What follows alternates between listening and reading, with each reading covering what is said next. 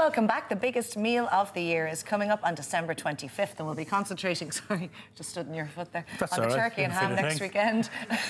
This We're going to see Dr. Rim. Dr. Eric Rim. Carry on, Laura. We have the perfect condiments to go with your full dinner. Brian McDermott, author of Donegal Table, which has just won Best Cookery Book in Ireland, wow, will now represent the nation at the Gourmand Book Awards. Fantastic. Thank you. Well Joins done, us, and we're tackling the veg, the cranberry sauce. Congratulations. Thank you. That's no mean achievement. Yeah, we're delighted because you start a project like that, as you know, and you just don't know where it's going to go. And now to fly that flag for Ireland in China. So it's like the Eurovision of books. It is, and a great excuse to get to China. The Eurovision, yeah. The Eurovision of books in China, yeah, that's it, yeah. Calling doctor. So we're starting with the veg. We're starting with roasted veg. Which often gets overlooked at the dinner. Yes, and I particularly like it, Simon, for a number of reasons, because you don't have 4 pots in a 4-ring at home.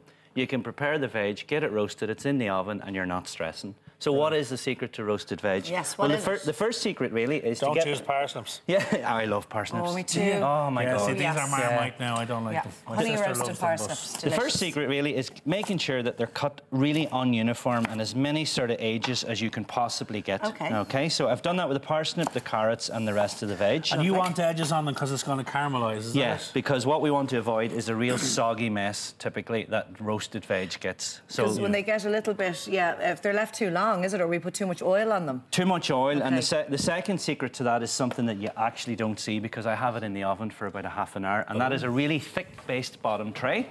And I have it in there just making sure that it is so warm at the moment, because how many times do you see all of us that used to put our veg on their cold tray, go with a bottle of oil over and back? I do that all the time. No oven in this world will roast that.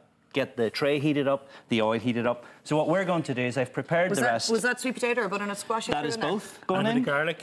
Garlic and some red onion.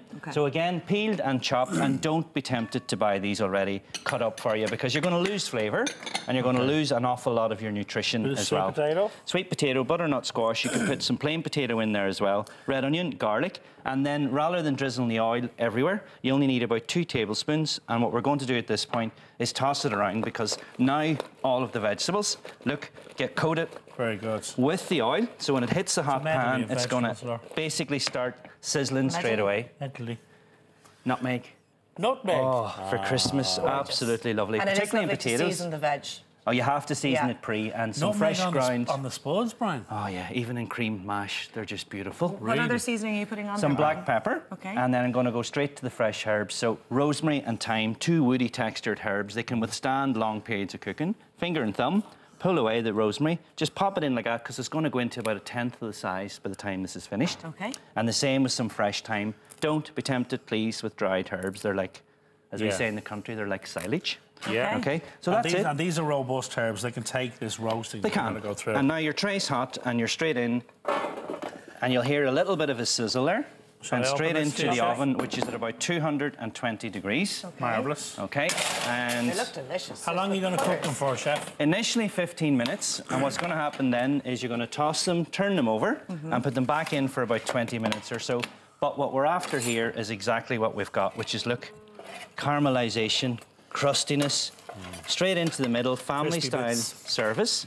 Did you say 15 minutes, Brian? 15, and take them out? Yeah, and then give them a shake, give the tray a shake, turn them out, and then give them about another 20 minutes or so. So it's not a 2-hour process, it's actually quite a quick process. Brilliant. Some chopped parsley over the top of that, and that's that done. And we've put that recipe up on our website anyway, Brian. So, good. Veg done. Veg done. Cranberry sauce, fresh. Simon, you hate cranberry sauce. I can't understand that, I'm sorry. I'm the same, Brian. You hate Brian? it? No, I love it. Oh, good. I don't understand him in general. Well, you don't understand me, full stop. Brian, you've known me for a couple of years now. Yeah. You know I don't like the cranberry sauce, and yet you're bringing it to Well, you see, I'm going to present that I think you are used to a commercial cranberry sauce that's full of very unpleasant flavours. There's a lot of sugar gone in there. There's a bit, Laura. There's a little bit. It's Christmas and we don't mind, but you're right, there's quite a bit gone in deliberately, because what happens with cranberries, they're very tarty, which means a real acidic flavour. Very sharp. The zest of an orange is so important going in there, with some sugar, and this can be done this week, by the way, because you can pop this into a jar. Absolutely, and you'll get about a 3-month shelf life. That'll work for you now, because you're cooking for so many. Yeah. Squeeze half the orange juice straight in there. Okay. And then the secret that I'm going to pop into that is some port. Do you know the port that every Christmas we go looking for and we think, where is it? Because we haven't used it all year. Yeah. Well, there it is. A good measure of port. Gorgeous. Stir that, cook it out, and it's going to end up a nice, vibrant red colour like this. Beautiful colour. That's much more vibrant than the shop bought stuff we'd be used to. Oh, absolutely. And are you going to pass that then, chef, or do you leave it as No, is? I want that sort of roughage look about it, and I've just put this into a lovely little jar. And little Simon, Christmas present. you're getting that because I'm going to convince you this year to use your own cranberry sauce. I don't have to make it now. You don't have to make it at all. Brian, That's just with lovely. regards to keeping it for the couple of weeks, do we leave it in just a cool place or in would you leave it in a fridge? The cranberry sauce. Into the jar that's sterilised, so you'll notice I have some boiling water in that. So the old traditional style, just you pick up those jars anywhere nowadays. Yeah.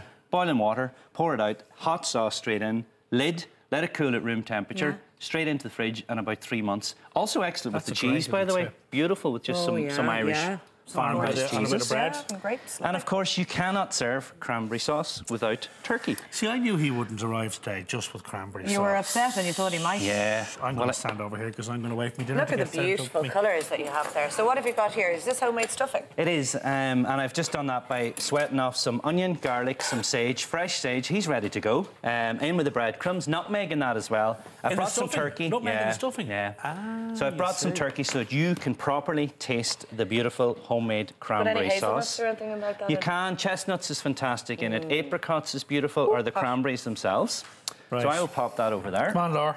and watch Simon's Dig in. face as he eats the cranberry sauce. I really want you to taste that cranberry sauce because Okay. it looks divine. And I'm gonna go a bit of beautiful tweaking. veggies as well. And of Bit of course, for the stuffing. full recipe, you can check out our website. That's virginmediatelevision.ie. Brian, as always, winning formula. Look at the colours there. How could you not like that, Si? Whoa. Verdict? Yeah, I'm converted. Really? Done. That's delicious, yeah. After Great with the stuffing and the turkey. Years of not liking it. It's very sharp. Yeah, it is, and it's always going to be. Even with the sugar? Yeah, a bit of sweetness, a bit of tartiness, but you're after that, the sweetness, sourness Yeah. of cranberry sauce. Cracking, Good. as always. Thank you, chef. Thank you. Brian, Pleasure. thanks so Right, much. see you in a Lovely. couple of minutes, guys.